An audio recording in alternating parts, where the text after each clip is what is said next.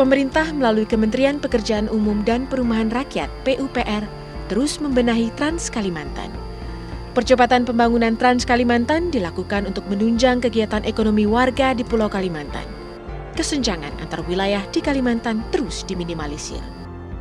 Secara garis besar, Grand Design pembangunan Jalan Trans Kalimantan yang meliputi panjang 7.619 km dibagi dalam 3 poros utama, yakni poros selatan sepanjang 3.214,33 km, poros tengah sepanjang 1.680,06 km, dan poros utara sepanjang 1.647,30 km.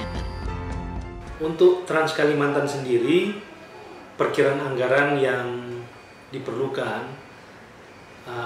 berdasarkan estimasi kita kurang lebih sekitar totalnya 24 triliun, terdiri dari untuk lintas selatan kurang lebih 1,5 triliun, dan untuk lintas tengah sekitar 0,8 triliun, dan untuk lintas utara kebutuhannya kurang lebih sekitar 22 triliun.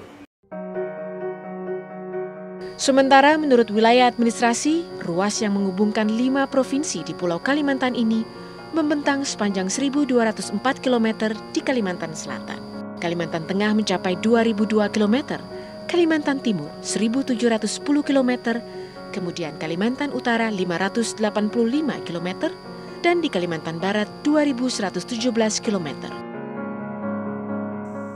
Dari Trans Kalimantan yang ada saat ini, poros selatan merupakan poros yang sudah berhasil menghubungkan 5 provinsi di Kalimantan itu. Meski demikian, masih ada di beberapa titik dilakukan peningkatan kualitas dan perbaikan jalan, sehingga terwujud akses jalan yang memadai yang menghubungkan wilayah-wilayah di Kalimantan. Percepatan pembangunan pun dilakukan Kementerian Pekerjaan Umum dan Perumahan Rakyat.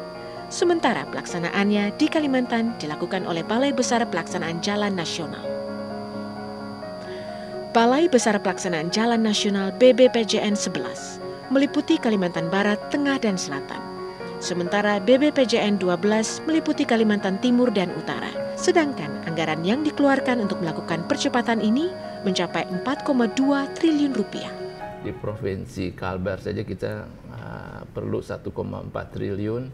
Kemudian di Provinsi Kaltim kita perlu 581 miliar. Kemudian di Provinsi Kaltara kita memerlukan 2,2 triliun rupiah, totalnya 4,2 triliun sampai tahun 2019 nanti.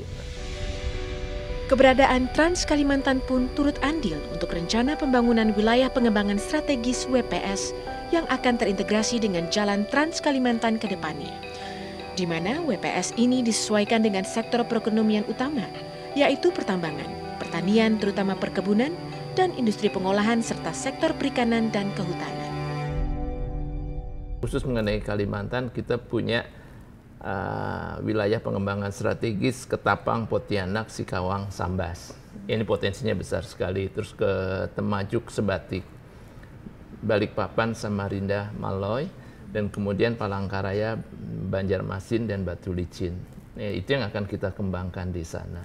Termasuk pemukimannya, ya di sana ada tambang, ya kita punya boksit yang cukup besar di sana. Di Kalimantan Utara kita juga punya sungai dengan potensi tenaga listrik yang cukup besar. Itu yang akan membangkitkan ekonomi di sana. Tapi semuanya nggak ada berarti kalau kita tidak punya jalan yang baik. Untuk mendukung terbangunnya kawasan WPS tersebut, maka konektivitas jalan Trans Kalimantan menjadi hal mutlak yang perlu terlaksana. Jalan Trans Kalimantan yang belum terhubung perlu segera dikerjakan. Ini menjadi penting bagi Kalimantan. Yang pertama itu untuk memperkuat sistem jaringan logistik. Sistem jaringan logistik. Jangan sampai nanti antar Kalimantan pun tidak ada hubungan gitu kan. Nah, seperti selama ini. Pembenahan Trans Kalimantan juga dilakukan di sepanjang perbatasan Indonesia, yaitu Kalimantan Barat, Kalimantan Timur, dan Kalimantan Utara dengan Malaysia. Dalam konteks lintas paralel perbatasan ini, Kementerian PUPR melalui Balai Besar Pelaksanaan Jalan Nasional 12 menjalin kerjasama dengan Zeni TNI Angkatan Darat untuk membuka badan jalan di perbatasan. Nah sekarang memang kita fokus ke jalan perbatasan juga, kan seperti apa yang disampaikan program pemerintah. Jadi di Kalimantan Timur itu ada jalan paralel perbatasan itu kurang lebih 223,5 km. Sekarang itu pembukaan hutan itu ditangani oleh Jeni. Tahun ini ada 2 paket dan akan kita tingkatkan nanti di tahun anggaran 2017.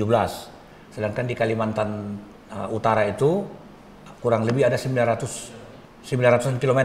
Ada 3 paket Jeni tahun ini membuka hutan dan akan kita tingkatkan lagi nanti jumlah paket-paket dan alokasi dana di tahun anggaran 2017. Karena ruas-ruas jalan di perbatasan melintasi kawasan hutan dengan fungsi yang berbeda-beda, Kementerian PUPR juga bekerja sama dengan Kementerian Lingkungan Hidup dan Kehutanan.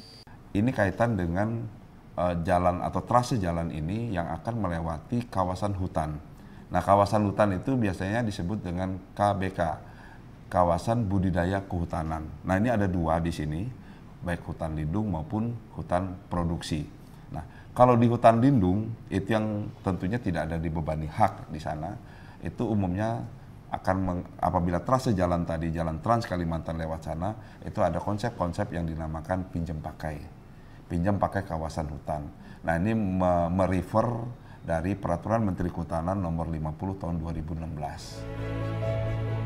Tidak hanya lintas perbatasan, Kementerian PUPR juga menyentuh akses jalan di kawasan-kawasan strategis, seperti jalan akses kawasan industri Pelabuhan Maloy dan jalan tol Balikpapan Samarinda.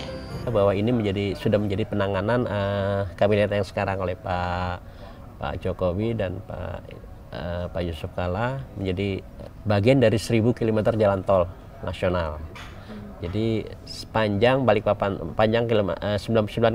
km yang ditangani oleh APBD provinsi melalui Dinas PU itu sepanjang 22,5 km itu melalui APBD provinsi dengan kontrak totalnya 1,5 triliun. Secara umum, Jalan Nasional Trans Kalimantan kini sudah terhubung 100%. Namun demikian, secara kualitas, sebagian kecil jalan belum berupa jalan aspal atau beton. Kondisi jalan aspal atau beton Trans Kalimantan sudah mencapai 93%.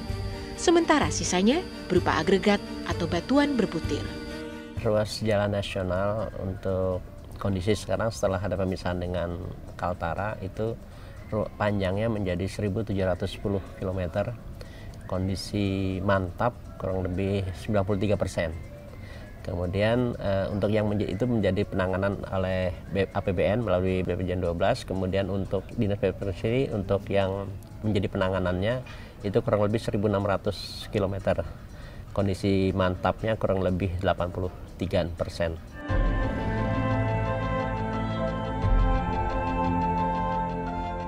Selain membangun Trans Kalimantan, Kementerian PUPR juga melakukan pengembangan wilayah yang berada dalam koridor jalan nasional tersebut. Baik pengembangan wilayah dengan pendekatan kawasan ekonomi khusus, kawasan industri, maupun pendekatan permukiman.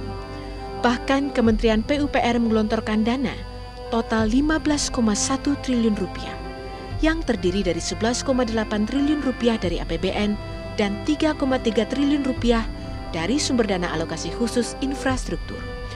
Jumlah itu digunakan untuk meningkatkan dan membangun jalan dan jembatan, pengembangan kawasan industri, air minum dan sanitasi, dan infrastruktur permukiman. Salah satu yang dikembangkan adalah kawasan ekonomi khusus Maloy Batuta Trans Kalimantan di Kutai Timur, Kalimantan Timur.